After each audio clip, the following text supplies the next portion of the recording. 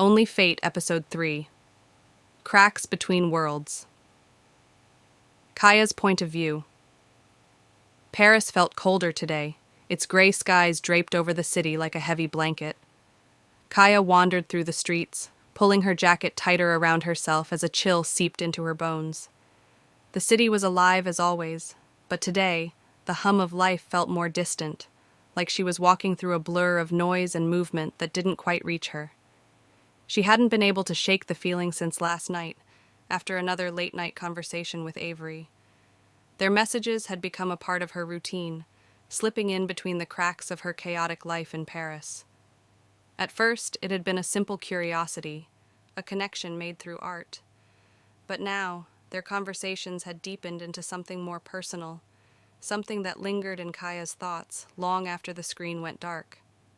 She found herself thinking of Avery constantly, what she was doing, how she was feeling, and if she felt the same pull Kaia did.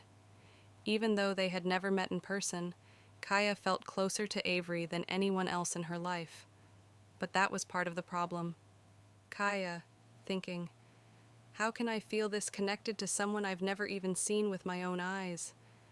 Kaia's feet led her to the edge of the Seine, the water glistening beneath the overcast sky. She leaned against the railing, her mind lost in thought. Avery had become an anchor for her, a grounding presence amid the chaos. Their worlds were so different, Avery's quiet, solitary life in Iceland and her own frantic pace in Paris. But somehow, that difference was exactly what had drawn Kaia in. She pulled out her phone, rereading their most recent messages. Avery had sent her a picture of a sunset over the Icelandic coastline, the sky painted in brilliant hues of pink and orange that reflected off the ocean. Kaia had stared at the image for longer than she'd care to admit, captivated by the serenity in it. The caption Avery had added was simple, but it tugged at Kaia's heart. Avery's caption, "Wish you could see this in person." The truth was, Kaia did want to see it in person. She wanted to see everything in Avery's world, to experience the quiet peace that seemed so elusive in her own life. But how could she? They lived worlds apart, separated by distance, culture, and the realities of their lives.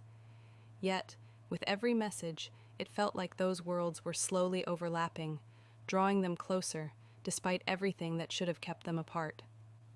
Her phone buzzed in her hand, pulling her from her thoughts. It was a new message from Avery. Avery's message.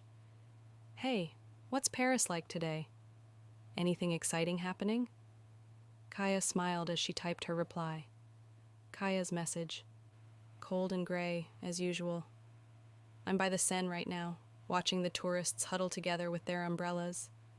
What about you? What's Iceland like today?" She hit send and tucked her phone back into her pocket, her thoughts swirling with the growing tension inside her.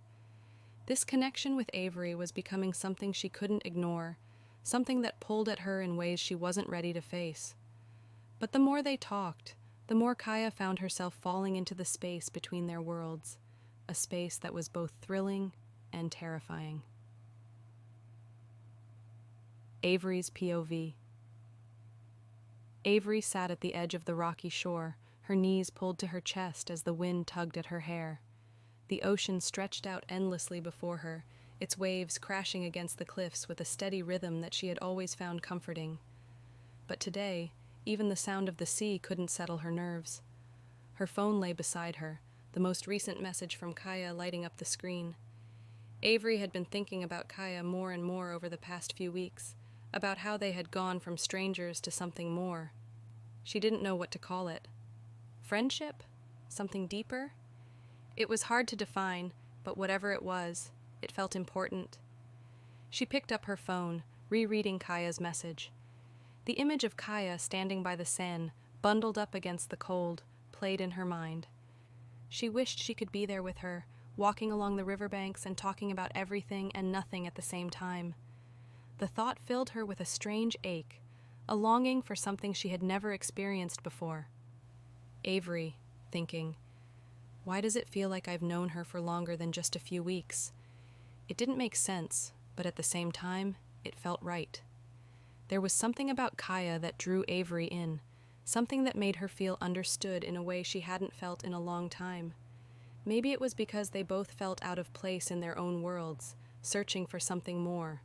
Or maybe it was something deeper, something neither of them had put into words yet. She typed out a response, her fingers moving almost instinctively. Episode 3 continues next. Thank you for watching. Please don't forget to like and subscribe.